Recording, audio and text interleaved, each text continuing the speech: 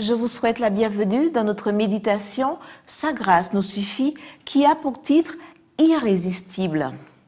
Toi donc, mon enfant, fortifie-toi dans la grâce qui est en Christ Jésus.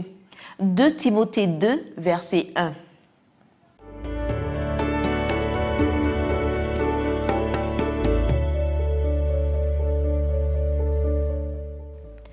Aujourd'hui, nous célébrons un nouvel anniversaire de la Réforme protestante. Dans le chapitre « Luther se sépare de Rome » du livre « La tragédie des siècles », Ellen White déclare que « suscité à son heure pour réformer l'Église et éclairer le monde, Martin Luther a joué le rôle le plus considérable dans le grand mouvement réformateur. » Martin Luther venait d'une humble famille de mineurs allemands. Son père désirait faire de lui un avocat. Mais le ciel avait un autre rêve. La connaissance de Dieu et la pratique des vertus chrétiennes constituèrent son école de préparation à la mission.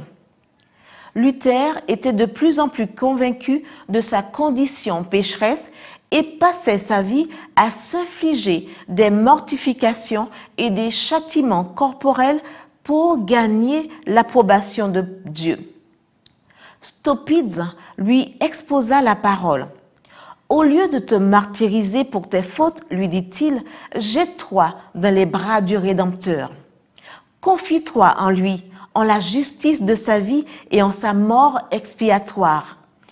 Aime celui qui t'a aimé le premier. » Luther enseignait les psaumes, les évangiles et les épîtres à l'université de Wittenberg et ouvrant l'intelligence des foules. Il était puissant dans les Écritures et la grâce du Seigneur et persuadait par la vérité. Faisant dévotement l'ascension de l'escalier de Pilate, il se souvint des paroles de Paul. « Le juste vivra par la foi » Romains 1, verset 17.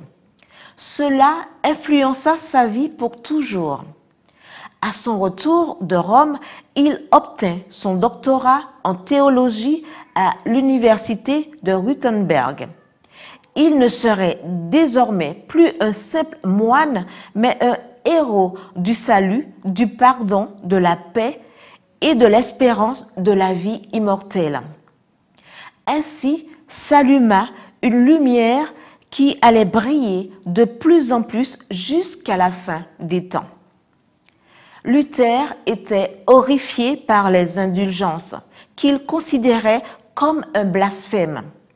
Beaucoup avaient acquis des certificats de pardon, mais la grâce était un don gratuit. C'est pourquoi il recommandait de ne pas acheter d'indulgence, mais de faire confiance au Rédempteur. Sur la porte de l'église du château de Wittenberg, Luther afficha ses 95 thèses contre la doctrine des indulgences qu'il était prêt à défendre. Mais personne n'osa relever le défi. Il affirmait que l'Évangile était le trésor le plus précieux de l'Église et que la grâce était reçue par la foi comme un don accordé à ceux qui se repentaient. Luther disait qu'il n'était pas guidé par les hommes, mais par Dieu.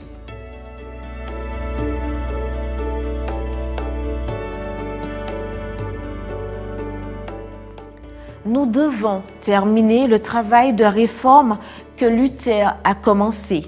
Nous ne nous appartenons pas. Laissons-nous galvaniser pour achever la mission, passionnés par son amour et sa grâce irrésistible. Amen.